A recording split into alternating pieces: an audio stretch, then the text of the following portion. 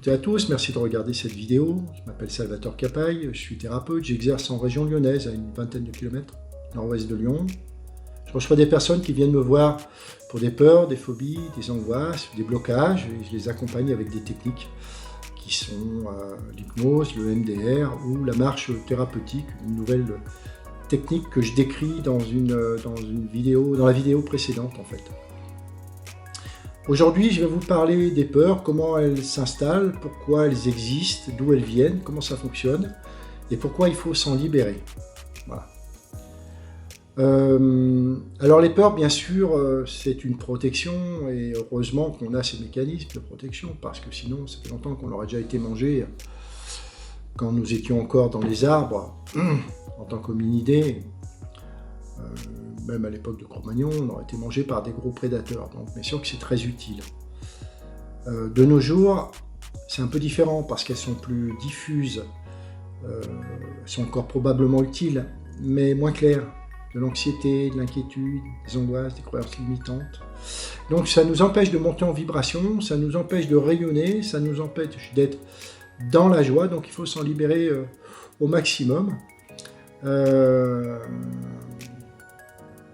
En fait, il y a deux émotions, ou deux états intérieurs qui sont opposés, qui sont celui de la peur, dans lequel on est en vibration basse et dans lequel on est en fonctionnement automatique, c'est ce que je vais décrire tout à l'heure. Et puis il y a la joie, j'ose pas dire l'amour parce que c'est un terme tellement galvaudé, mais la joie qui est l'opposé. Quand on est dans la joie, on est dans vibration haute et on rayonne, et on est heureux d'exister, etc., etc. Donc quand on est dans la joie, on n'a pas de peur, quand on est dans la peur, on n'a pas de joie. Pour être dans la joie, il faut enlever les peurs. C'est ce que je vais vous montrer dans cette vidéo, dans cette mini-conférence quelque part. Donc je vais expliquer le fonctionnement, donner quelques pistes pour s'en défaire. Et cette vidéo est fortement inspirée des travaux de Francine Shapiro, notamment sur le modèle TAI. Alors comme c'est éminemment complexe, je vais simplifier au maximum et je vais même aller jusqu'à personnifier certains processus internes. Voilà, notamment, je vais appeler garde du corps à un moment donné, le processus qui justement nous protège. Je suis désolé pour les puristes, je leur présente toutes mes excuses par avance. Alors, tout le monde a des peurs, tout le monde a la phobie, tout le monde a de l'angoisse, tout le monde a de l'anxiété, c'est ce qui nous caractérise en tant qu'humain. C'est vraiment spécifique à l'humain. Les peurs sont chez les animaux, mais il y a des peurs chez l'humain qui sont particulières. Pour aborder le sujet, je vais beaucoup parler de l'inconscient, je vais un petit peu parler du conscient, je vais un petit peu parler de la supraconscience. Et en même temps, je vais projeter des slides qui vous permettront de suivre et de m'écouter en même temps. Alors la conscience, qu'est-ce que c'est ? Comme décrit sur le slide, c'est vous qui m'écoutez en ce moment. Là. Voilà. Alors cette conscience, elle a une particularité. Elle ne sait faire que 4 ou 5 choses en même temps. C'est-à-dire qu'en même temps, vous pouvez me voir, vous m'entendez, vous pouvez sentir votre corps dans le fauteuil, peut-être sentir les odeurs qu'il y a là où vous êtes, hein, si c'est peut-être des odeurs de cuisine ou autre chose.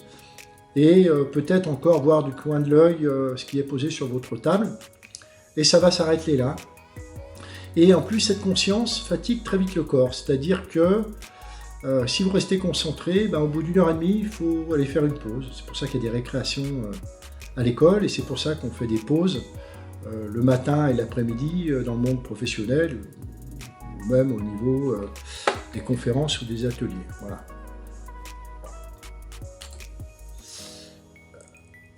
L'inconscient, c'est ce qui échappe à la conscience, et en fait, c'est tout le reste. À la différence du conscient, l'inconscient, c'est faire beaucoup de choses, 1 million. Là où le conscient fait 4 ou 5, l'inconscient fait plusieurs dizaines de milliers, en fait. Sans consommer beaucoup d'énergie. C'est aussi le patron du corps. Je vous donne un exemple, je vous propose d'arrêter de respirer, alors ne le faites pas. Donc, vous allez tenir 20-30 secondes, et l'inconscient vous laisse faire, parce qu'il présuppose que vous passez dans de la fumée ou vous passez sous l'eau, enfin en tout cas vous avez besoin de bloquer votre respiration. Et puis il regarde en même temps le niveau d'oxygène dans le sang, et puis à un moment donné il va dire maintenant tu respires. Vous allez tenir un petit peu, je tiens encore, et puis il vous laisse faire, puis au bout d'un moment vous n'avez plus le choix, vous respirez. C'est lui le patron, voilà, c'est lui qui décide à un moment donné de laisser à la conscience de la marge de manœuvre ou pas du tout. Alors l'inconscient, c'est un mot valise, ça groupe beaucoup de choses, c'est beaucoup de processus. qui encore une fois échappent à la conscience et qui fonctionnent à l'intérieur de nous. Par exemple, si vous décidez de lever le bras, c'est votre conscient qui prend la décision, mais celui qui fait bouger tous les muscles, qui gère l'équilibre du corps, le mouvement de la tête, etc., c'est l'inconscient, d'accord? Et c'est bien pratique quand même, parce que vous n'avez pas à vous occuper de tout ce qui se passe. C'est un peu comme quand vous conduisez une voiture, hein, vous accélérez, vous tournez le guidon, puis ce qui se passe dans le moteur pour entraîner avec l'essence, etc., vous n'en occupez pas. C'est exactement la même chose. C'est aussi un assistant zélé. Donc, il est aussi à la genèse de beaucoup de pensées qu'on a, qui viennent, etc. Alors, un autre exemple qui est intéressant, peut-être plus explicite, c'est le vélo. J'imagine que, bon, pour la plupart d'entre vous, vous faites du vélo. Au moment où vous avez appris, c'était difficile. Si vous faites un effort de mémoire, quand vous étiez petite, c'était difficile parce que il fallait gérer en même temps les pédales, l'équilibre, les freins, regarder devant, etc., etc., etc., les parents qui crient derrière. Et c'était limité parce que vous le faisiez consciemment. Pendant que vous faisiez ça, votre inconscient apprenait. Et à un moment donné, il a su faire. Et donc, à partir de là, vous avez pu faire du vélo, et vous continuez à le faire, sans vous poser de questions métaphysiques. Il suffit de monter dessus, vous pédalez, et tout le reste se fait automatiquement, alors qu'il y a des dizaines et des dizaines de muscles et des fonctions d'équilibre en jeu. Voilà, c'est un peu le rôle de l'inconscient, c'est extrêmement pratique. Alors, je vous parle un petit peu de la supraconscience, parce que j'en ai parlé dans ma vidéo précédente concernant la capacité que nous avons à gérer nos traumatismes, à les régler tout seul en fait. Donc la supraconscience, c'est notre moi supérieur ou notre intuition, on peut l'appeler de différentes manières, même si le mot intuition n'est pas tout à fait correct de mon point de vue. Donc elle a des caractéristiques, d'abord elle est sage, elle ne parle pas fort, elle enseigne, elle a du recul sur les situations. Donc elle est très utile, le problème c'est qu'on ne l'écoute jamais. D'abord parce qu'elle parle pas doucement, enfin elle parle doucement plutôt, pardon, et surtout notre mental lui fait beaucoup de bruit. Donc on ne peut pas l'entendre. Alors je vous donne une image, c'est un peu comme si vous étiez dans une voiture dans laquelle il y a la radio à fond et vous avez les fenêtres fermées et la supraconscience est à l'extérieur. Et donc elle vous parle mais vous ne l'entendez pas. Donc la radio c'est votre mental. Donc il faut baisser le mental, voire ouvrir les fenêtres et puis se mettre en mode écoute pour pouvoir l'apercevoir. Alors cet état-là dans la vie de tous les jours c'est assez compliqué. Mais on l'atteint par la méditation ou par la marche. Encore une fois, je vous renvoie à ma vidéo précédente. Et cette supraconscience est capable de venir à un moment donné retraiter ou nous aider à retraiter un trauma. Voilà. Alors je reviens sur l'inconscient. L'inconscient, donc encore une fois, c'est un mot valise avec beaucoup de processus dedans. C'est un peu comme une intelligence artificielle. Hein. C'est comme un assistant en quelque sorte. Hein. Pas de capacité d'analyse, il n'y a pas de conceptualisation, pas de jugement, pas de chronologie. Et son job, ses différentes fonctions sont en lien avec le corps. Plus exactement, la colonie de cellules qui constitue le corps. Et c'est important de comprendre ça parce que cet inconscient n'a pas d'état d'âme. Il est inconscient de la conscience, justement. Donc du coup, tout ce qu'il va faire ne tient pas compte des états d'âme de la conscience et de ce qui peut lui poser problème dans sa vie de tous les jours, avec le voisinage, avec son compagnon ou sa compagne, avec son boss, ou voire même l'empêcher de dormir, l'inconscient n'en tient pas compte. Alors dans tous les rôles qu'il a, il y en a deux majeurs. Un, c'est de protéger la colonie de cellules, et deux, c'est permettre à cette colonie de cellules de se dupliquer. Bon, concrètement, faire des bébés. Donc ça commence par tomber amoureux, pas forcément tout le temps, mais on va dire que dans la grande majorité des cas, on choisit son partenaire. Et donc, c'est ces deux grandes missions. On le fait avec des hormones. Pour nous protéger, ça va être ce qu'on appelle les hormones de stress, cortisol, adrénaline, noradrénaline. Et puis pour nous reproduire, c'est plutôt des hormones de joie, de bonheur, ocytocine, dopamine. Ça nous rend un petit peu gaga, vous savez. On tombe amoureux et puis on n'a pas la vue complètement claire. Et ça peut être après qu'on se rend compte. Donc je plaisante, c'était une boutade, bien sûr. On va laisser de côté la partie reproduction pour cette vidéo, on va rester sur la partie protection. Alors, je vais lui donner un nom, je vais l'appeler les gardes du corps pour ce fonctionnement, d'accord? Donc, ce garde du corps analyse constamment les flux d'informations qui viennent de l'extérieur. Les flux d'informations, ils viennent par la vue, l'ouïe, nos cinq sens, la vue, l'ouïe, l'odorat, le toucher, donc la peau, et le goût. Très concrètement, ce garde du corps, c'est un petit groupe de neurones qui est situé dans le cerveau des émotions, pardon, qui s'appelle l'amygdale. L'amygdale, ça veut dire amande en grec. C'est une forme comme ça. Et donc, ce garde du corps est constamment en train d'analyser le flux d'informations qui arrive, et dès qu'il va détecter un danger, eh ben, il va avoir 3 tactiques pour nous protéger. La première tactique, c'est la fuite. C'est la gazelle devant le lion. Il y a un danger immédiat, bon, il est plus fort que moi, je m'en vais. Voilà. Si la fuite ne peut pas se réaliser parce qu'on est coincé, il n'y a pas de porte, voilà, on est enfermé, ou attaché, c'est la deuxième solution, c'est le combat. Ça, c'est la chef de Monsieur Seguin. Elle est attachée, elle peut pas s'enfuir, donc elle va se battre pour protéger sa vie. Et il y a une troisième option, qui est typiquement la souris devant le chat. Je ne sais pas si ça vous est arrivé de voir ça. Bah, vous avez une souris qui ne bouge plus. Pourquoi? Bah, parce que le chat est plus rapide qu'elle, il ne peut pas s'enfuir, il est plus gros, il ne peut pas se battre. Donc il reste une dernière solution, c'est de faire le mort en attendant que ça passe. Et des fois, ça marche. Voilà. Alors, bon, les chats sont habitués, donc maintenant ils attendent un peu plus de 10 secondes, 15 secondes. Mais c'est ce mécanisme-là qui sont à l'œuvre. Il n'y en a pas d'autres. Il y en a qui m'ont parlé de la négociation. Non, la négociation, ça ne marche pas. D'abord parce que c'est des mécanismes très archaïques. Ils ont été prévus pour la jungle, pour les environnements extrêmement hostiles, très dangereux. Et les animaux ont le même fonctionnement à quelques différences près, donc avec des dangers mortels. Et chez les êtres humains, il y a une particularité qu'il n'y a pas chez les animaux, c'est qu'il y a des dangers qui sont moins existentiels, ils sont plus d'ordre psychologique, souvent d'ordre social. Voilà, on est rejeté, abandonné. Mais bon, l'inconscient va les traiter avec les mêmes outils. La nature a prévu de recycler ce qu'elle utilisait qui fonctionnait déjà. Donc elle le fait aussi pour des peurs plus psychologiques. Et donc du coup, c'est ce qui fait que de temps en temps, c'est complètement disproportionné. Oui, parce que ces outils sont extrêmement puissants. Par exemple, chez l'humain, la fuite, c'est le trac.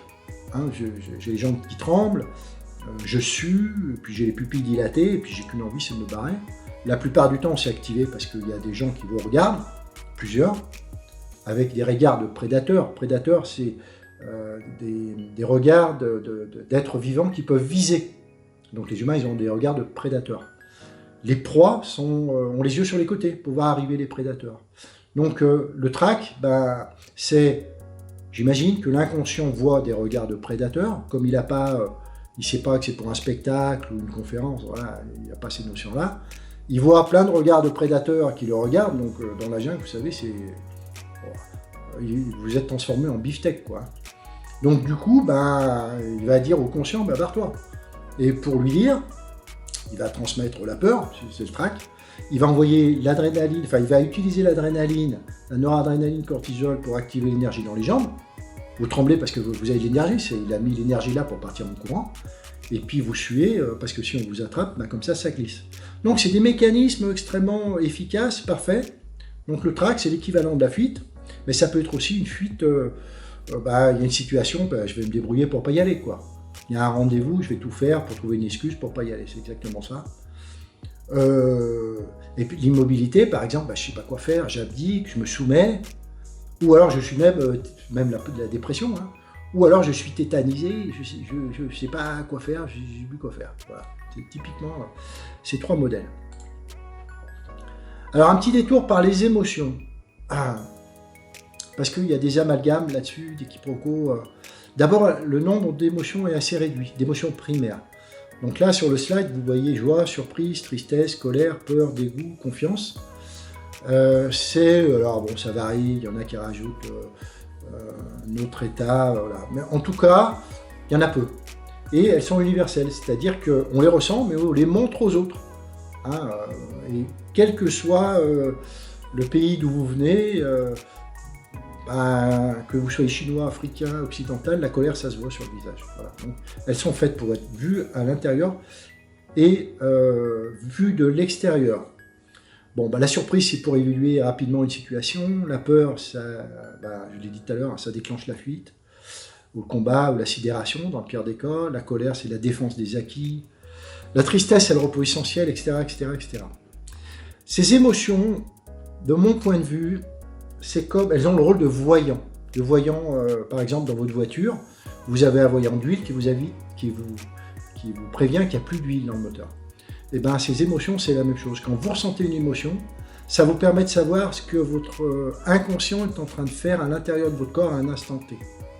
Donc, si vous ressentez de la peur, c'est qu'il est en train d'enclencher un programme qui va être la fuite, le combat ou le cheval mort. D'accord ? Ce n'est que ça. Si vous ressentez de la colère, c'est pareil. Si vous ressentez de la tristesse, c'est pareil. Ça vient du corps. Ok ? Alors, il y a un autre rôle des émotions, c'est se sentir vivant. C'est ce qui fait le sel de la vie, quoi. La vie sans émotion serait super triste. Donc la musique, le chant des oiseaux, le bruit du vent, vous voyez, ça vous fait tout un tas de choses à l'intérieur. C'est extraordinaire. Si on n'avait pas ça, on serait un robot. D'accord ? Par contre, le fait de les comprendre, de les identifier rapidement, immédiatement, c'est déjà une manière de s'en libérer. Mais les émotions, ce n'est qu'un voyant d'indication pour que vous sachiez ce qui se passe, pour que le conscient sache ce qui se passe au niveau inconscient. Alors les émotions, elles sont liées aussi à des impacts sur le corps. Là, sur ce slide, vous avez... alors c'est une caméra de température.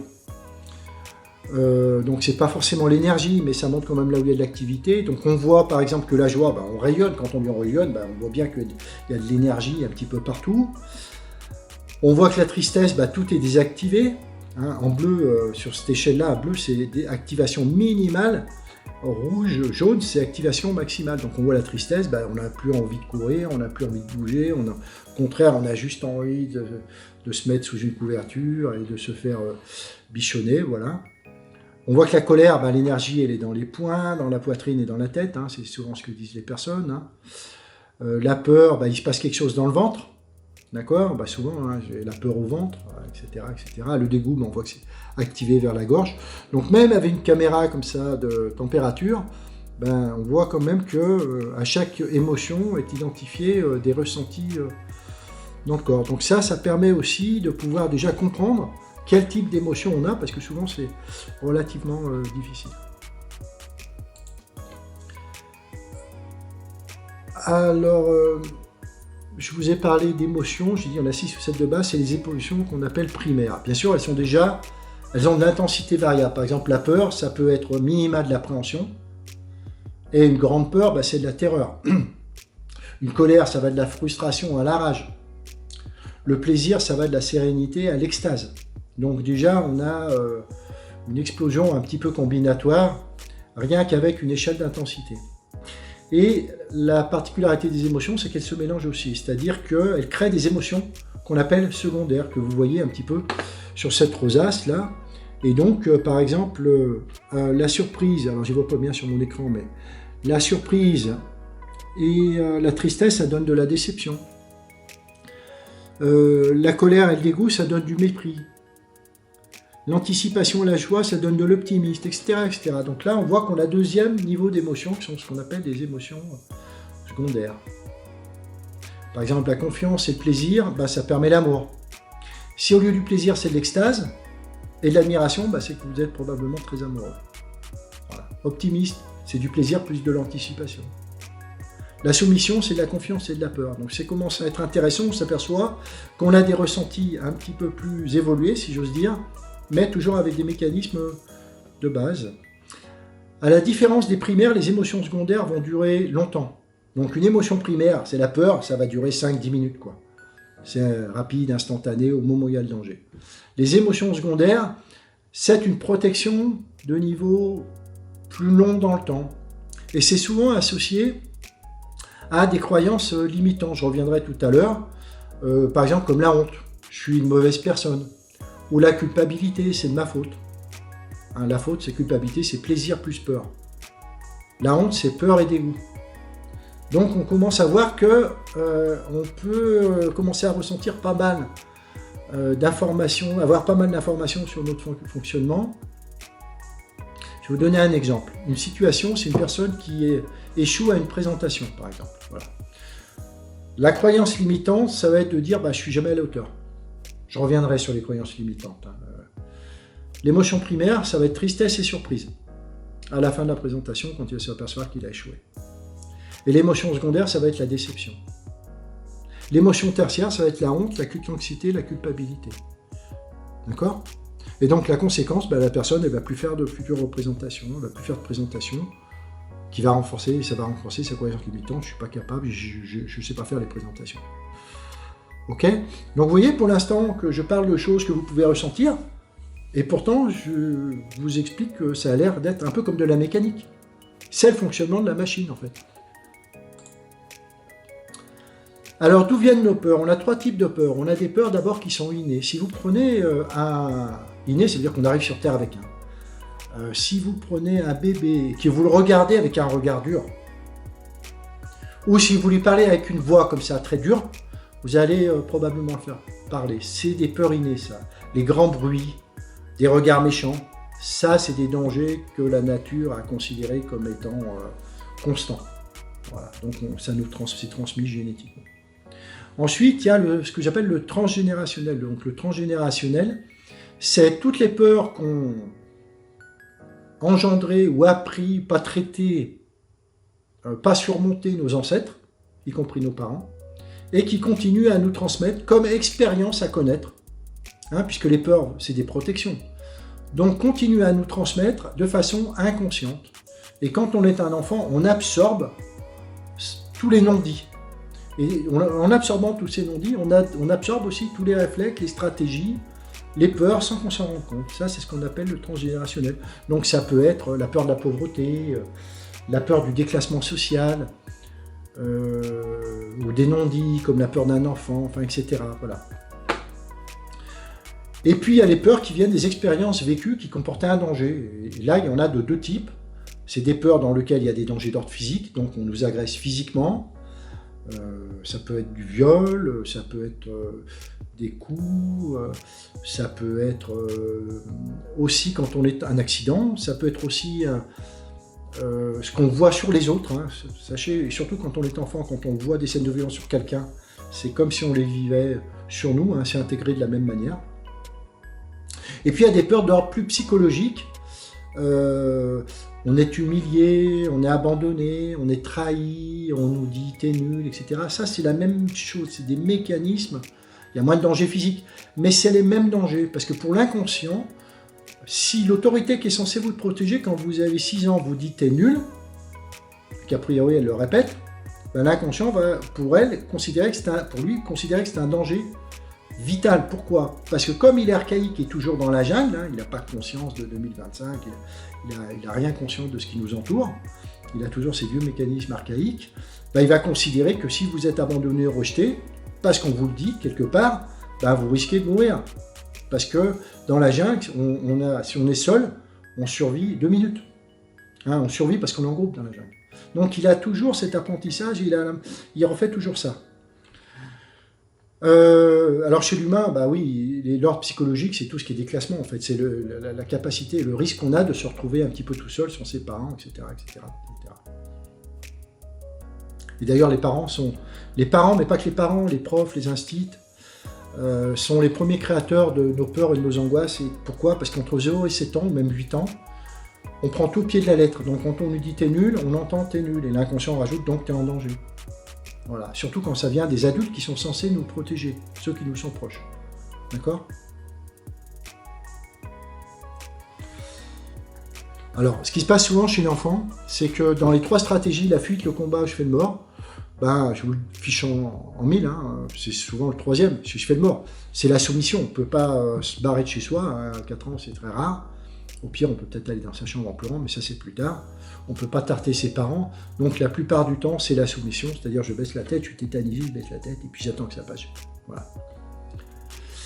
Donc, quand il y a un danger, alors pour être clair, je ne sais pas si je vous l'ai déjà dit, mais l'inconscient, c'est un petit groupe de neurones qui est dans le cerveau des émotions, qui voit avec les 5 sens. Si je l'ai déjà dit, je le répète. Il voit avec les 5 sens, la vue, l'ouïe, l'odorat, le toucher et le goût. Et donc, il est constamment en train d'analyser s'il y a un danger. Soit dans ce qu'il a déjà vécu, soit dans ce qui est inné. Et transgénérationnel, c'est comme s'il l'avait déjà vécu. Vous comprenez que c'est exactement la même chose. Donc, il reçoit ce flux d'informations. Et donc, il va décider s'il y a un danger ou pas. S'il y a un danger, il va intervenir. Peur, combat, fuite, combat, chevet de mort. Il va envoyer l'énergie où il faut. Il va allumer le voyant de la bonne émotion. Souvent, c'est la peur quand il y a un danger, mais ça peut être la peur plus la colère, la peur plus la tristesse, la peur plus le dégoût.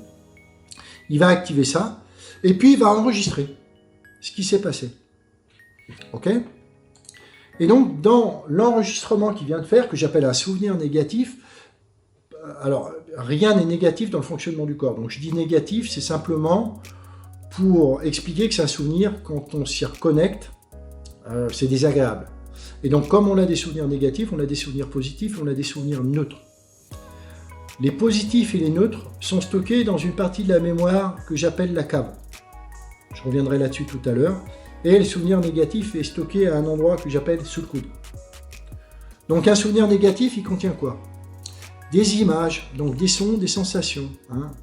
Il n'a pas le film complet de ce qui s'est passé. Il a des images, des sons, des sensations, des flashs. Il faisait jour, il faisait nuit, il y avait du monde. On me regardait durement, il y avait des grosses voix. J'étais seul, pas seul.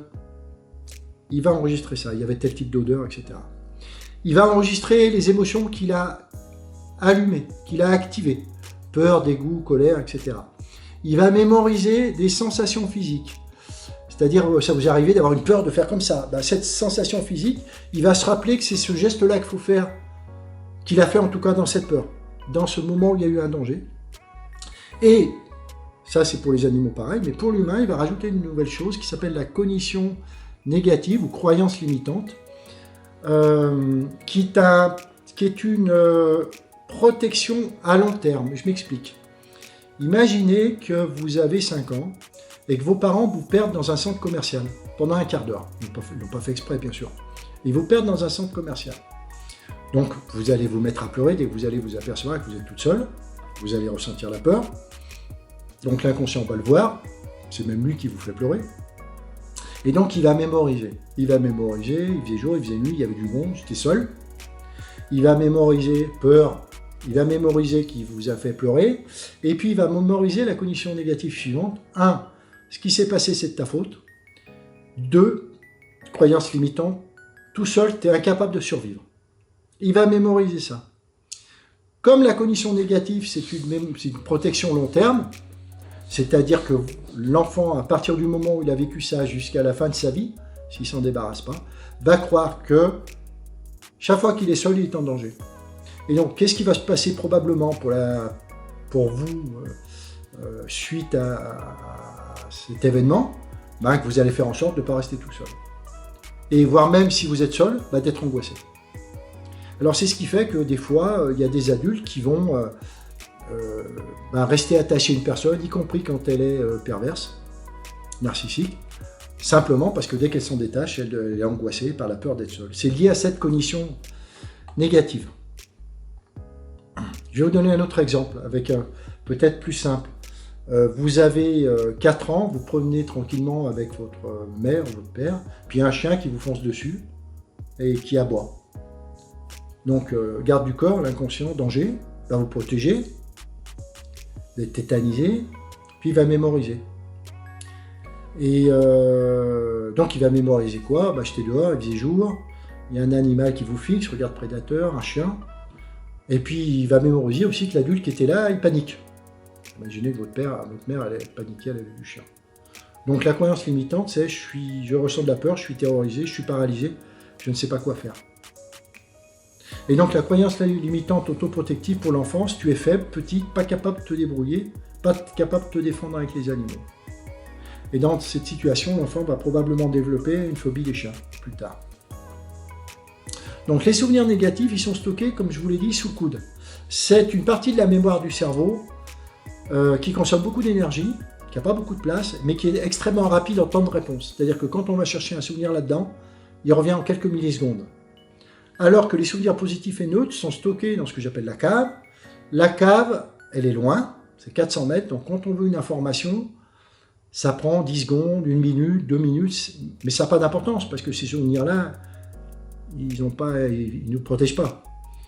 Et par contre, cette cave ne consomme pas beaucoup d'énergie, il y a une petite loupiote qui ne éclaire pas beaucoup. Voilà. Donc ça, c'est quand même très fondamental. Parce que ces souvenirs négatifs, on va voir comment l'inconscient les utilise au présent. Alors, quelques cognitions négatives, il suffit de faites attention à ce que vous dites dans le futur, et puis vous allez voir que vous en avez plein. Hein. Je suis en danger, je suis en défense, je ne peux pas me faire confiance, ou alors je ne peux pas faire confiance aux autres, je suis coupable, je ne suis pas capable, j'aurais dû mieux faire, je ne suis pas important, on ne m'aime pas, je suis méprisant, je suis méchant, je ne mérite pas d'être aimé, je n'ai pas le choix, je suis seul, je ne peux pas réussir, etc., etc., etc. Ou je ne peux pas survivre tout seul, syndrome de l'abandon. Alors, les souvenirs négatifs, pourquoi l'inconscient les mémorise? Et pourquoi dans cette partie de la mémoire? Ben, c'est extrêmement simple. Votre inconscient, il est tout le temps en train de vous protéger, même là. C'est-à-dire pendant que vous m'écoutez, ben, l'amygdale, petit groupe de neurones, filtre tout ce que vous entendez, voyez, etc. Alors, il va utiliser tout ce que vous avez vécu, tout ce que vous avez appris pour vous protéger encore mieux que quand vous êtes arrivé sur Terre. Comment il fait ça? Ben, il regarde ce que vous êtes en train de vivre, si ça ressemble à quelque chose que vous avez déjà vécu, de négatif, de dangereux, donc dans la mémoire surtout.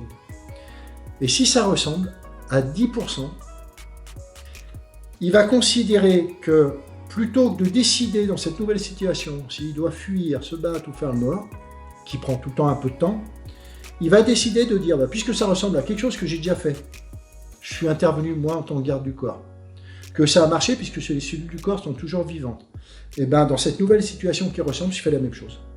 Et donc en quelques millisecondes, il va prendre la stratégie qu'il a déjà utilisée. Ça c'est ce qui fait que on refait tout le temps la même chose quand on se représente tout le temps les mêmes actes ou les mêmes situations.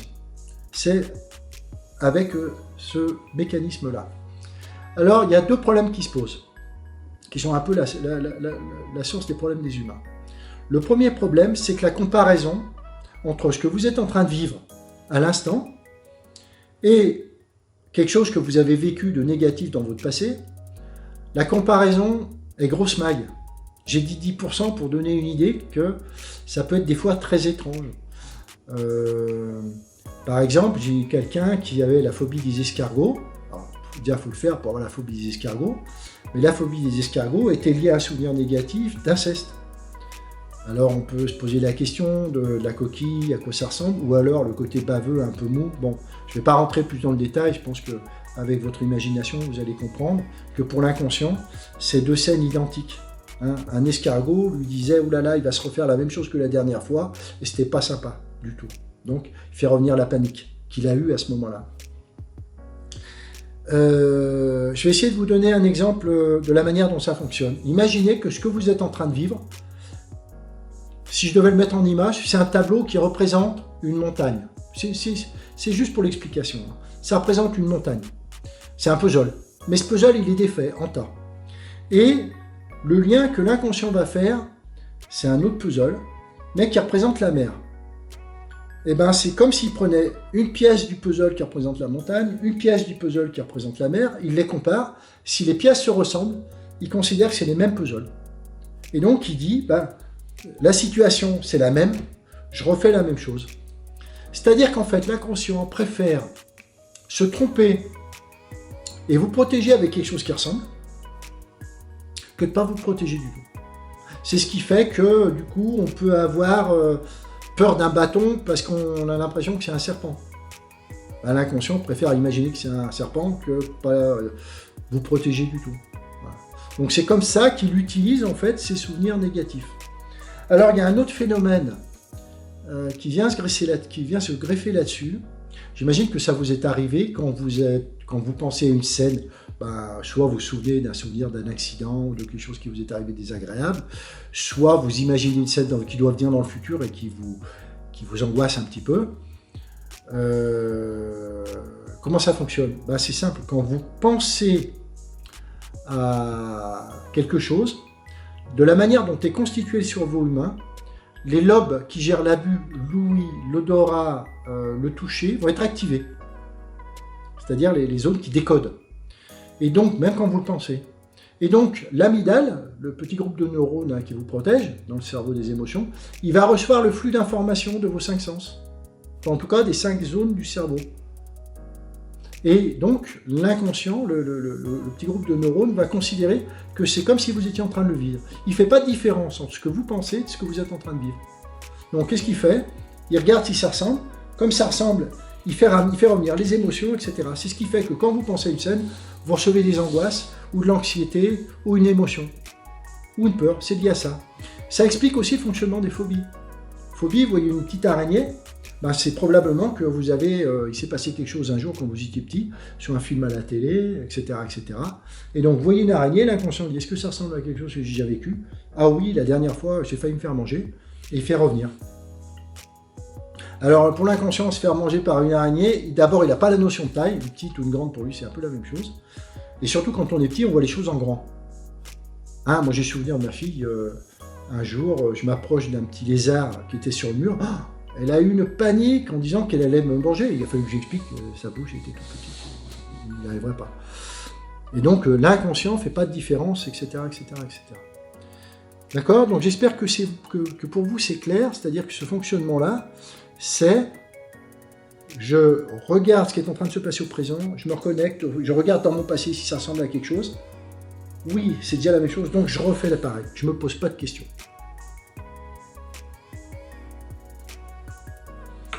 Alors, les souvenirs négatifs, en quoi sont-ils utiles? Ça nous protège.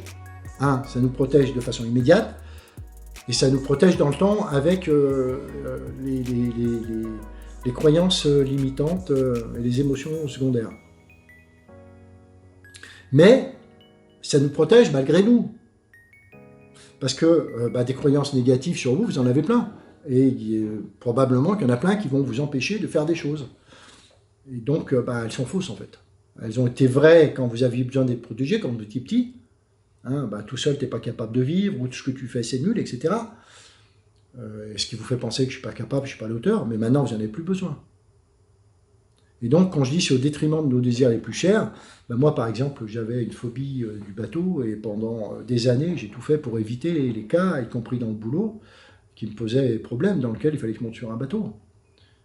Et des fois, même, j'ai eu honte de ce que j'ai fait pour éviter ça, jusqu'au jour où je suis allé voir un thérapeute, et ça a duré une séance. D'accord? Donc, vous comprenez que toutes nos croyances limitantes, toutes nos croyances négatives ne sont pas rationnelles. Nos phobies, c'est pas rationnel. Mais pour l'inconscient, lui, c'est extrêmement clair.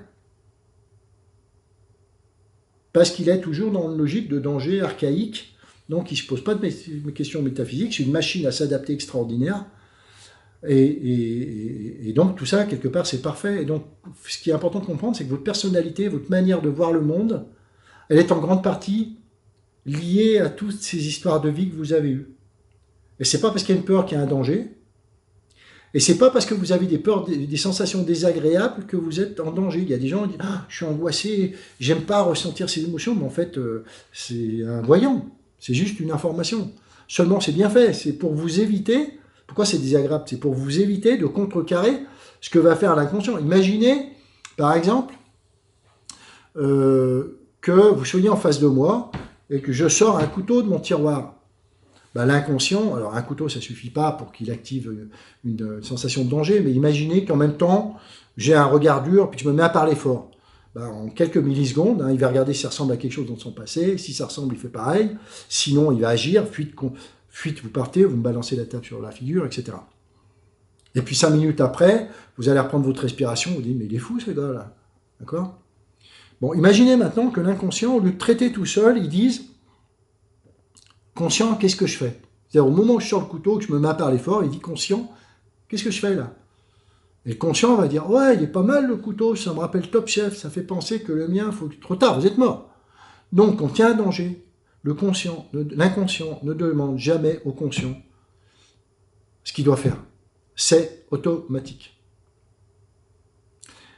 S'il laisse au conscient, c'est qu'il n'y a pas beaucoup de danger. Comme le trac sur scène, il dit, bon, moi je pense qu'il faut se barrer, mais j'en suis pas sûr, donc toi, qu'est-ce que tu en penses? Et la plupart du temps, on reste. Sinon, on perd son boulot. Ok? Alors, en quoi ils sont gênants, les souvenirs négatifs? Ils interfèrent avec le présent, c'est-à-dire qu'on a tendance à reproduire ce qu'on a déjà vécu dans le passé. Par exemple, la phobie des chiens. J'ai eu peur quand j'étais petit, ben, j'aurais peur toute ma vie parce que mon inconscient il me dit c'est la même chose. Je choisis un mari pervers narcissique, pareil, ce qui ressemble à un parent que j'avais, par exemple, ou un grand-parent, etc. Donc ça sert de référence. Voilà. Ça altère notre vision du monde parce que la croyance limitante continue à agir. Quand l'inconscient il pose une protection, il ne l'enlève jamais. C'est comme un policier qui met des gens en prison, c'est pas lui qui décide de les libérer. Ben là, c'est un peu la même chose. Le garde du corps, il crée les protections, il les enlève jamais. Donc vous pouvez mourir avec, aller jusqu'à la fin de votre vie avec, ça pose pas de problème. Donc ces croyances limitantes continuent à agir à travers vous. C'est comme un filtre. Voilà. Tous les hommes sont des salauds, les chiens sont dangereux, enfin, on peut en citer plein. Et puis ça freine notre évolution. Il y a plein de choses que vous ne ferez pas, qui auraient pu être extraordinaires, que vous ne ferez pas, et on reste en fait recroquevillé sur soi-même, avec nos protections, en disant bon, je suis bien dans ma zone de confort, là, oui, il y a ça, ouais, mais non, mais ça, ouais, non. Je fais pas de peinture parce que j'ai peur qu'on me critique, par exemple. Il faut comprendre que les protections, il y a tout le temps un bénéfice secondaire. Hein. Si on est protégé, c'est parce qu'on a peur de prendre des coups. Si, toutes les pensées négatives qu'on a sur nous protègent. Donc elles nous protègent de quelque chose qu'on n'a pas envie de revivre. Mais dès lors que vous acceptez de le revivre, en disant ben, moi si ça ne plaît pas, ce que je fais, ça ne plaît pas, en tant qu'adulte, ça n'avait pas de risque. C'est en tant qu'enfant que c'est embêtant. Parce que en tant qu'enfant, vous avez intérêt à rester protégé, même avec quelqu'un qui vous dit des choses pas sympas. Donc vous êtes trop obligé d'avoir quelque chose qui vous autoprotège. Mais adulte, non, moins. Et puis ça freine notre évolution, donc je vous l'ai expliqué. Et puis surtout, ça nous fragilise, parce que quand on est en mode automatique, on nous manipule. C'est pour ça qu'on a plein de peurs, là, les unes derrière les autres, parce que ça vous met dans un état de fonctionnement automatique sans que vous vous en rendiez compte. Vous avez l'impression de garder le contrôle, vous ne l'avez plus du tout. Hein, il n'y a qu'à voir des gens qui disent « Oulala, lui, je ne lui parle pas, parce que il va me faire changer d'avis, et s'il me fait changer d'avis, je risque de mourir. » Voilà. Donc, c'est exactement. Puis ça masque notre lumière parce que quand on est dans la peur, si vous voulez, je vais vous donner une image. Quand on arrive sur Terre, vous voyez ces porte-bougies qu'il y avait dans l'ancien temps, là, qui se portaient à la main, il y a une bougie puis du verre autour. Ben, quand on arrive, le vitre est propre et la bougie, elle est lumineuse. Et pourquoi? On n'a pas de peur. Et quand on arrive sur Terre, on est joie et curiosité. Voilà. Et tous ces mécanismes de fonctionnement du corps, puisque je ne vous parle que du corps depuis tout à l'heure, hein, je suis comme un garagiste, hein, ce fonctionnement du corps, toutes ces peurs vont venir faire comme de la suie sur les vitres. De plus en plus de suie, du charbon. Hein. Et puis on va voir de moins en moins votre lumière. Et même vous n'allez plus la voir. Et donc pour retrouver votre joie, votre curiosité d'enfance et votre lumière intérieure, ben, il faut éliminer, il faut nettoyer la vitre et donc couche par couche enlever toutes les peurs, toutes les protections dont vous n'avez plus besoin. Ok? Alors, je vais vous donner un exemple de comment ça, un exemple du fonctionnement de ces souvenirs négatifs pour passer après à ce qu'on peut tirer comme conclusion. C'est déjà, c'est une personne qui vient me voir parce qu'elle a une vingtaine d'années, elle a un copain qu'elle considère comme toxique. Et elle me dit, écoute, aide-moi à le quitter, parce que j'arrive pas à le quitter. Chaque fois que je le quitte, on s'engueule, et puis je le quitte, et puis au bout d'une semaine, ben, j'y retourne. Bon. La source de ce comportement-là, bien sûr, on sait déjà que c'est un souvenir négatif, mais on ne sait pas lequel. On va le trouver. Et le lien est un peu étrange, mais on va le trouver. Et en fait, la scène, c'est vers 6 ans. Il y a une grande fête au village, et ses parents vont avec elle et sa sœur à la fête. Ils vont jouer à cache-cache et ils vont perdre les deux gamins pendant 30 minutes. C'est long, hein, 30 minutes. Ils vont perdre la gamine 30 minutes. Donc on imagine la peur, la terreur de la gamine avec plein d'adultes qu'elle ne connaît pas, toute seule. Et le souvenir traumatique va être intégré. Donc, et la croyance limitante, c'est, un, ce qui s'est passé, c'est de ta faute. Et deux, parce que toute seule, tu es en danger, tu es incapable de survivre. Donc elle va grandir, donc c'est ça arrivé, elle avait 6 ans, elle va grandir, elle est avec ce copain, il s'engueule, elle le quitte, elle se retrouve seule, l'inconscient dit, tu es toute seule, est-ce que ça ressemble à quelque chose que j'ai déjà vécu? Oui, la dernière fois que tu étais toute seule, tu as failli mourir. Donc il fait revenir l'angoisse et même la panique. Et donc la seule solution qu'elle a pour faire baisser cette panique, c'est de retourner avec ce copain. Quand on a traité, je ne vais pas rentrer dans la manière dont on traite, je le ferai à la fin de la vidéo, mais quand on a retraité ce souvenir négatif, c'est-à-dire qu'on l'a rendu positif, c'est-à-dire qu'il n'existait plus, il ne servait plus de référentiel, eh ben, elle n'a plus ce problème, elle ne l'a plus vu comme un coma toxique. Pourquoi? Parce qu'en fait, elle s'est rendue compte qu'il n'était pas toxique du coup, sauf que comme elle avait peur d'être abandonnée, inconsciemment, elle l'obligeait à lui donner des preuves d'amour tous les jours. Et donc le pauvre gars, tous les 15 jours, il pétait une durite. Parce que son portable, ses SMS, son truc, elle a tellement peur. Quand on a retraité cette peur d'abandon qu'elle avait de façon inconsciente, ben elle l'a vu comme il était. Et en fait, elle m'a dit, mais il n'est pas toxique du tout. Et donc, du coup, depuis, elle est très heureuse avec lui. Donc voilà un petit peu ces fonctionnements-là. J'en ai un autre. Ça peut être intéressant parce que des fois, les souvenirs négatifs font appel à des cas de vie antérieure. Alors qu'on y croit ou qu'on n'y croit pas, ça n'a pas d'importance. Ce qui est intéressant, c'est que ça règle le problème quand on le retraite. C'est une personne, un thérapeute qui vient voir parce qu'elle ne se sent pas à la hauteur pour traiter une personne avec un schéma particulier. C'est une personne qui a vécu à côté d'un incinérateur toute sa jeunesse, etc., qui a fait tentative de suicide, et donc du coup, c'est assez difficile comme cas. Hein. Elle ne supporte pas la lumière, elle ne supporte pas le chimique, enfin, c'est quelqu'un qui vit reclus. Et donc ce thérapeute ne se sent pas à hauteur pour l'aider. Et en fait, on va traiter cette croyance limitante qui est « je ne suis pas à la hauteur pour aider cette personne ». Et en fait, ce qui va revenir, c'est un souvenir dans lequel elle était indienne. Donc elle vivait dans une tribu indienne. Elle était accoucheuse. Et il y a eu 2 bébés qui sont morts car ils étaient mal engagés dans le col. Et elle va en garder la culpabilité et la peur de faire des erreurs. Et donc c'est ce qui fait que avec cette nouvelle cliente, elle ne se sentait pas à la hauteur parce que dans cette croyance limitante était associée à ce qu'elle avait vécu dans une pseudo-vie antérieure. Voilà. Alors la source des problèmes, c'est le fait qu'on s'identifie trop avec notre corps. Et vous avez compris que tous ces mécanismes que je vous décris sont des mécanismes automatiques. En fait, c'est comme si je vous décris le fonctionnement d'une voiture. Et je vous dis le piston, il fait cela, il fait cela, il fait cela, et que parce que vous entendez une roue qui grince, vous dites c'est moi qui ai un problème. Non, c'est pas vous, c'est votre voiture. Et donc, du coup, vous allez le régler. Ou vous allez voir un garagiste, là, c'est la même chose. On s'identifie tellement à notre corps qu'on a l'impression qu'on est notre corps, et que parce qu'on sent de la peur, on est peureux, parce qu'on sent de la colère, on est coléreux, qu'on sent de la tristesse, non, pas du tout. C'est simplement que vous êtes en train de comprendre ce que fait votre corps. Et vous êtes en train de le constater, c'est tout. Alors effectivement, les autres vont vous percevoir de telle ou telle manière, selon votre personnalité. Mais ça n'a rien à voir avec vous en tant que conscience. D'ailleurs, les traditions indiennes, hindoues, dans la Vedanta notamment, disent que la source des peurs, c'est la trop grande identification à notre corps et à notre ego. Notre ego, c'est notre personnalité, notre persona. Hein. Je suis Salvatore, je suis thérapeute, je suis un homme, je suis marié, je suis ceci, je suis cela. Ça, c'est la personnalité. Donc, c'est la trop grande identification à notre corps et à notre ego. Et c'est aussi la profonde ignorance qu'on a de notre vraie nature. Alors, c'est vrai que dans la tradition hindoue ou indienne, je ne sais pas quel est le bon terme, on est des âmes incarnées dans un corps de vie en vie. Et donc, effectivement, si on pense qu'on est notre corps complètement, on s'identifie. C'est comme si vous identifiez avec votre voiture. Vous savez, il y a des voitures qui roulent toutes seules. Vous tapez l'adresse, elle y va toute seule. C'est comme si vous vous identifiez avec votre voiture. Vous n'êtes pas votre voiture. Vous êtes quelqu'un qui utilise la voiture. Et ce corps-là, c'est exactement la même chose. Vous êtes quelqu'un, une âme, une conscience qui utilise un corps.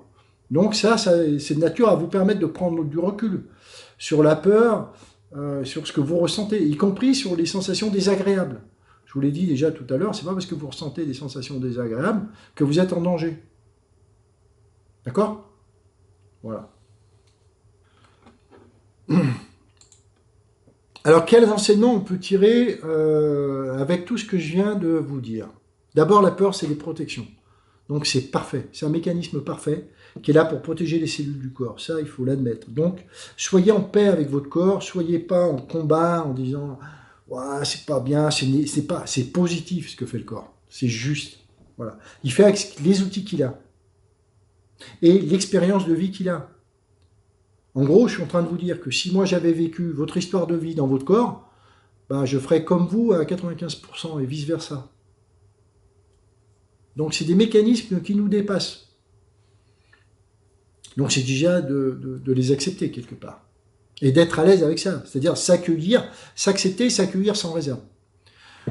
Toutes les croyances négatives que vous avez vécues, que vous avez sur vous sont fausses. Elles font référence à un souvenir négatif qui est une histoire qui s'est passée, un événement qui s'est passé dans votre vie, qui, pour vous protéger dans le temps, a inscrit ça. Mais ça n'a rien à voir avec ce que vous êtes en tant que conscience. Vous avez le droit et le choix de dire j'y garde cette protection ou je l'enlève. C'est vous qui décidez. Mais en tout cas, vous savez qu'elles n'ont rien à voir avec vous en tant que conscience. C'est simplement lié à ce que vous avez vécu. Voilà. Donc du coup, on comprend déjà qu'il ne faut pas se juger, parce qu'il y a peu de fois où on est vraiment conscient, et puis encore moins juger les autres. Donc ça nous laisse quand même un peu plus d'ouverture sur pourquoi telle personne a telle manière d'être, etc. Et ça nous rend humble par rapport à ça. Et puis surtout, c'est pas une facilité, c'est juste un mode de fonctionnement du corps, et que ça peut se traiter. Alors comment on s'en libère? Alors vous avez compris, il y a des hormones de stress qui interviennent dans les peurs, donc noradrénaline, cortisol. Et justement, je vais faire une parenthèse. Je reviens à vous, enfants, de 0 à 7-8 ans. La partie qui résonne n'est pas encore complètement installée. L'âge de raison, c'est vers 8 ans. C'est pour ça que tout ce qui se passe à ce moment-là est très important.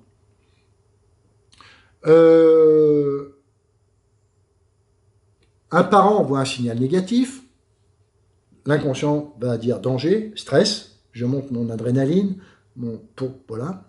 Et l'inconscient essaie toujours de faire descendre. Voilà, il utilise l'adrénaline au moment où il doit vous protéger, mais comme ce n'est pas quelque chose qui est en quantité illimitée dans le corps, c'est les glandes surrénales et le foie qui les créent, l'inconscient va essayer ensuite, quand le danger est passé, d'y faire baisser. Et donc, à votre avis, qu'est-ce que fait l'inconscient? Ce dont a besoin l'inconscient pour faire baisser son niveau de stress?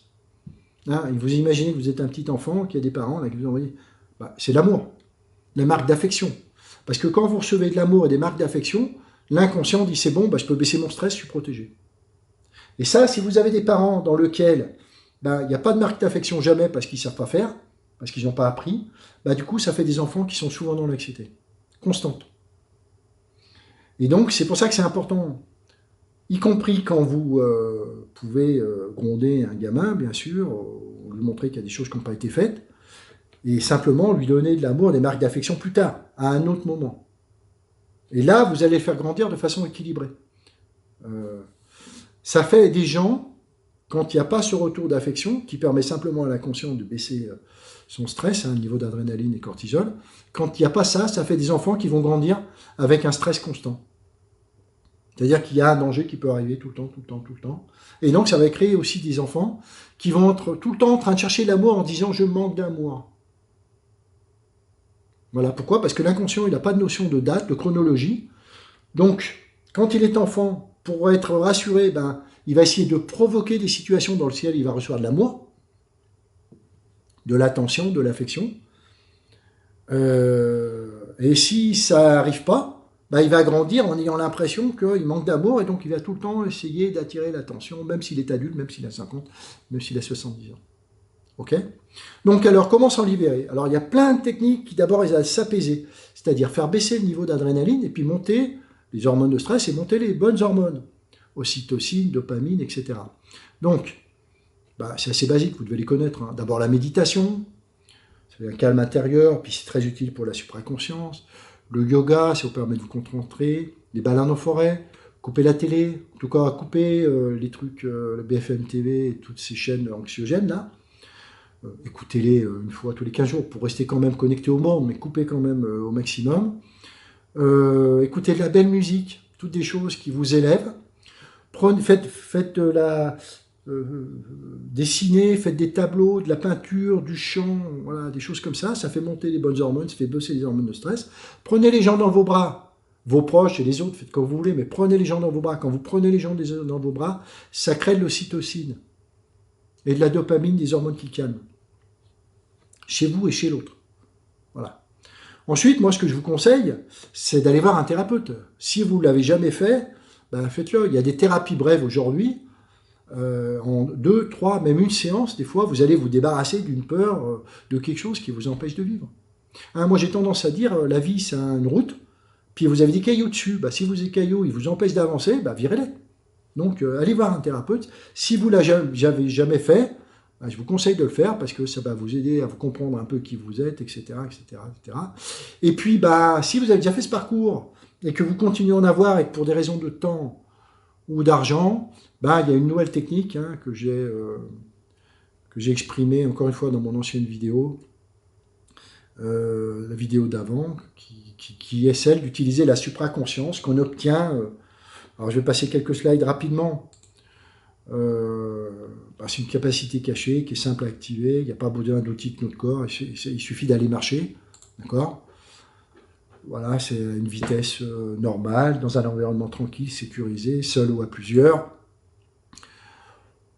À un moment donné, on va se connecter, au bout d'une heure de marche, on va se connecter à la scène qui nous pose un problème. Et ce qui va se passer, c'est que notre supraconscience, voilà, va intervenir pour venir régler ça. Alors, je vous renvoie à cette vidéo qui dure une demi-heure, elle est beaucoup plus rentre dans le détail. Et libre à vous de l'utiliser. Moi, j'organise des marches de temps en temps, donc si ça vous intéresse de venir participer, vous le mettez dans les commentaires. Alors, les libéraux marchants, simplement, comment ça fonctionne? Parce que je ne l'ai pas dit dans la vidéo. D'abord, c'est que quand vous marchez pendant une heure, vous libérez des endorphines, qui sont des molécules qui permettent de calmer les douleurs, mais qui en même temps calment les émotions. Ça induit un état de fatigue cérébrale, un peu comme la méditation, qui fait que votre supraconscience va pouvoir vous parler, vous allez pouvoir l'entendre. Il y a aussi la plasticité de la mémoire qui joue, c'est-à-dire que quand vous connectez un souvenir négatif de façon consciente ou inconsciente, il est modifiable, il peut être réécrit, modifié. Voilà. Et puis il y a la synchronisation cérébrale, qui sont le fait de marcher, ça synchronise vos deux hémisphères, et c'est ce qui probablement permet de faire la mise à jour du souvenir. Bon, encore une fois, je vous renvoie à la vidéo précédente, ça sera plus clair, mais comme je ne l'avais pas dit, je le fais ici. Et puis il y a d'autres techniques que je compléterai dans une prochaine vidéo. Alors il y en a 2-3 rigolotes, par exemple le personnage de dessin animé. Quand vous avez des voix critiques à l'intérieur de vous, ah c'est pas bien ce que tu as fait, t'es nul, t'es idiote, vous savez ces voix qu'on entend, vous les modifiez, quand elles arrivent, vous leur changez, vous mettez la voix de Donald Duck, par exemple, ou la voix de Donald Duck qui parle comme ça, là. Quelque chose qui vous fait rire, une voix qui vous fait rire. Et vous allez voir que les voix critiques, elles vont devenir beaucoup plus rigolotes qu'elles l'étaient auparavant, elles n'auront plus cet aspect négatif. Et le tuyau d'arrosage, c'est pareil. Si vous avez un souvenir d'enfance dans lequel vous ressentiez de la culpabilité ou de la honte, vous imaginez la scène, puis vous imaginez qu'avec un tuyau d'arrosage, vous effacez tout, ou avec une gomme. Et vous constaterez l'effet que ça peut faire. Donc écoutez, voilà, je ne vais pas rentrer plus dans le détail, je le ferai dans une prochaine vidéo. Je vous remercie de m'avoir écouté jusqu'au bout. Si ça vous a plu, faites tourner la vidéo. Cliquez sur le bouton, le pouce là, bleu, je crois, si ça vous a plu. Je ne sais pas si ça sert à quelque chose, mais comme tout le monde le dit, je fais pareil. Si vous n'avez pas vu la vidéo précédente sur comment résoudre de façon autonome ces peurs, ces angoisses, je vous conseille d'aller jeter un œil. Et puis, je vous dis à bientôt pour une prochaine vidéo. Merci.